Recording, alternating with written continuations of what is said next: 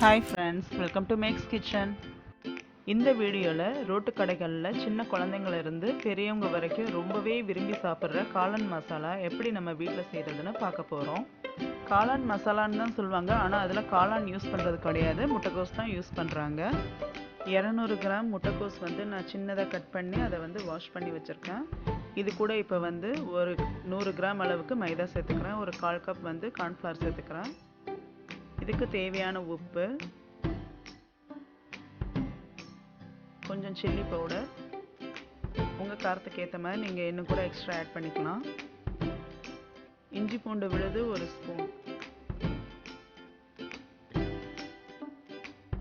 கொஞ்சமாக food colour சேர்த்து இப்போ எல்லாத்தையும் நல்லா மிக்ஸ் பண்ணிக்கலாம். ஆல்ரெடி முட்டைக்கோஸ் கழுவுனதால் அதில் கொஞ்சம் தண்ணி இருக்கும், அதனால் நம்ம மிக்ஸ் பண்ணி வச்சுட்டு அதுக்கப்புறம் தேவையான அளவு தண்ணி சேர்த்து மிக்ஸ் பண்ணிக்கலாம். இப்போ நான் இதில் ஒரு அரை டம்ளர் மட்டும் தண்ணி சேர்த்து நல்லாவே மிக்ஸ் பண்ணி வச்சுருக்கேன். இந்த அளவுக்கு பார்த்துக்கோங்க. இப்போ இதை ஒரு 10 நிமிஷம் அப்படியே நம்ம வச்சிடலாம். 10 நிமிஷம் அப்புறம் சூடான எண்ணெயில் இதை கொஞ்சம் கொஞ்சமாக போட்டு பொரிச்சு எடுக்கணும். ரொம்ப பெருசாக போட வேணாம், உள்ளெல்லாம் வேகாது. கொஞ்சம் சின்ன சின்னதாக போட்டு நம்ம அதை பொரிச்சு எடுத்துக்கலாம்.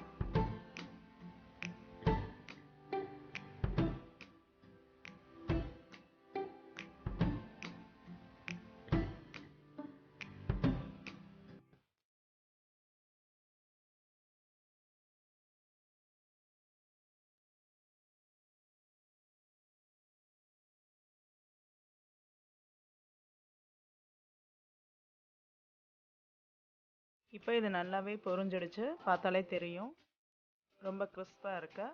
இப்போ எடுத்துடலாம். இதே மாதிரி எல்லாத்தையும் போட்டு நம்ம எண்ணெயில் பொரிச்சு எடுத்துக்கணும்.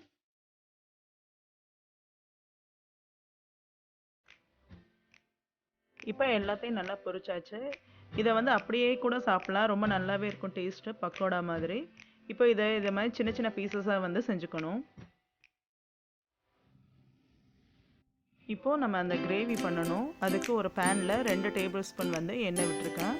2 டேபிள் ஸ்பூன் மட்டும் போதும், ஏன்னா ஆல்ரெடி அது நம்ம நல்லா டீப் ஃப்ரை பண்ணியிருக்கோம், அதனால் இந்த எண்ணெயே போதும்.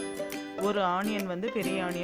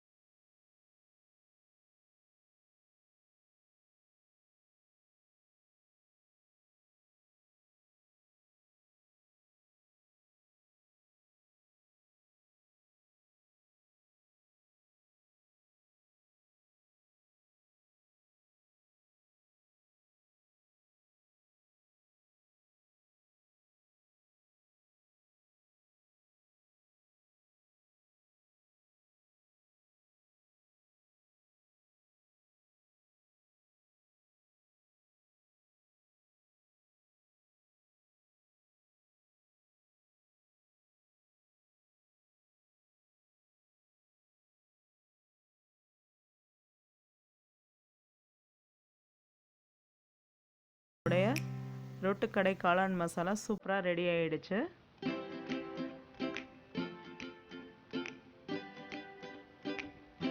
இதில் கொஞ்சம் நறுக்கி வச்ச வெங்காயமை வந்து கார்னிஷ் பண்ணியிருக்கேன். அவ்வளோதான், நம்மளுடைய சூப்பரான டேஸ்டியான மஷ்ரூம் மசாலா ரெடி.